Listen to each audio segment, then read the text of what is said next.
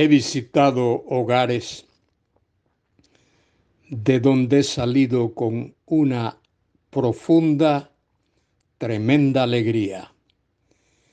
He visto a los hijos relacionarse con sus padres de una manera íntima, afectiva, amorosa.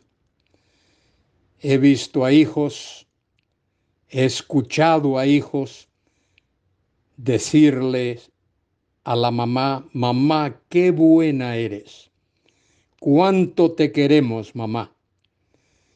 También he escuchado a hijos decir a sus padres: papá, cuán agradecido estoy a Dios por ti. Tristemente he estado en otros hogares donde todo lo contrario ha sido la realidad. Los padres están tristes, dolidos por el comportamiento de sus hijos e hijas.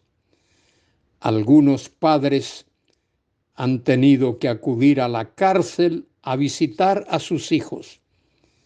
Otros, tristemente, han tenido el gran dolor, la profunda tristeza de ver a su hija querida en un prostíbulo. Qué terrible es eso. Qué dolor tan grande es para un padre que eso ocurra. Dios, como Padre de la nación de Israel, debió de sentirse y debe sentirse profundamente dolido y triste al contemplar a su nación escogida, a su pueblo escogido, deambulando entre las naciones de la tierra, cometiendo pecados, haciendo cosas totalmente contrarias a la voluntad de Dios. De eso nos habla el profeta Oseas. Soy Luis Carballosa. Comento con vosotros ahora en Oseas capítulo 7, versículos del 1 al 6, donde Dios dice: mientras curaba yo a Israel, se descubrió la iniquidad de Efraín. Israel y Efraín, aquí en este contexto, se refiere a la misma entidad, al mismo ente sociopolítico. Israel es Efraín, Efraín es Israel, y la capital de ellos estaba en la ciudad de Samaria, una ciudad pecadora, fundada en el siglo VIII antes de Cristo. Mientras curaba yo a Israel, se descubrió la iniquidad de Efraín y las maldades de Samaria, porque hicieron engaño. Al abandonar la palabra de Dios, la ley de Dios, el pueblo se dedicó al engaño, al pecado, a la miseria espiritual. Y sigue el texto diciendo: y entra el ladrón, y el salteador despoja por fuera, y no consideran en su corazón que tengo en memoria toda su maldad. Ahora les rodearán sus obras, delante de mí están. Aquel pueblo pensaba que Dios ignoraba lo que ellos hacían.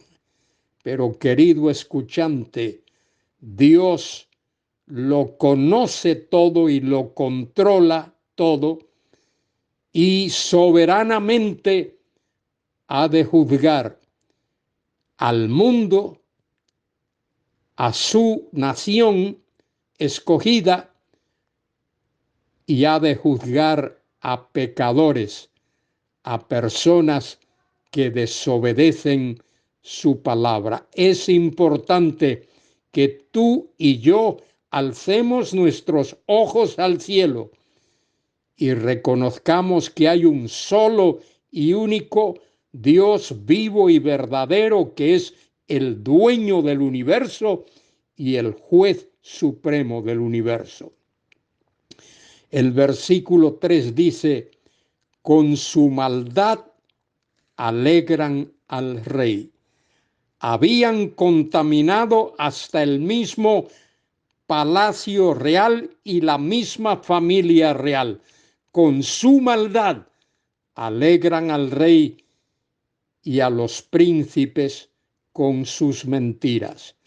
El pecado se había extendido de una manera tremenda, terrible, por toda la nación, las familias, los pueblos, las ciudades, las aldeas de Israel, de Efraín, de las 10 tribus del norte, estaban viviendo de espaldas a Dios. Muy pocos de ellos, un puñado, un pequeñísimo remanente, adoraba al Dios vivo y verdadero. Mire lo que dice el versículo 4.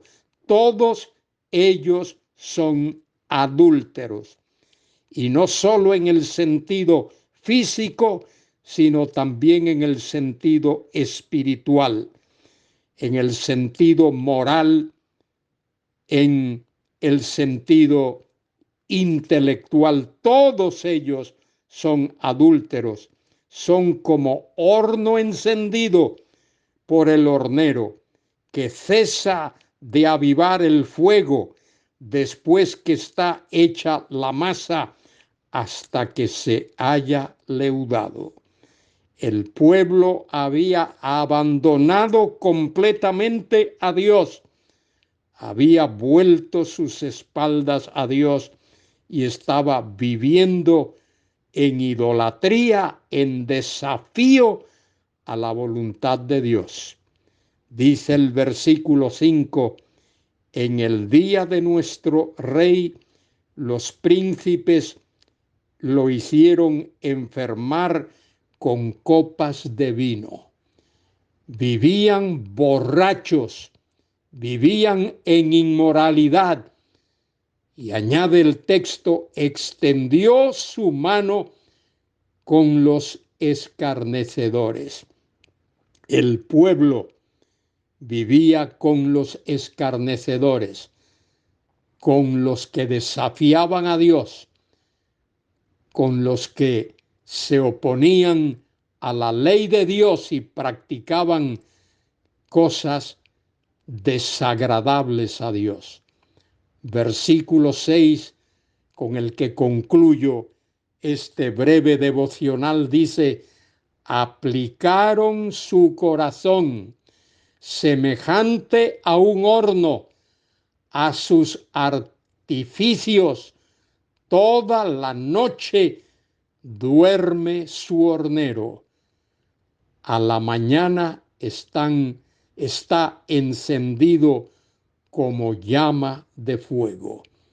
Todo eso en lenguaje metafórico significa que vivían para la diversión, vivían para el placer, vivían para autoagradarse. Querido hermano, querida hermana, tú y yo hemos sido llamados para agradar a Dios, para adorar a Dios, para glorificar a Dios.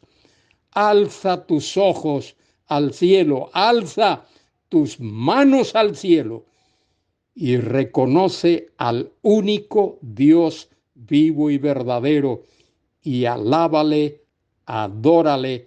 No imites aquellas 10 tribus del norte, a Efraín, a Israel, que vivían en idolatría y en pecado.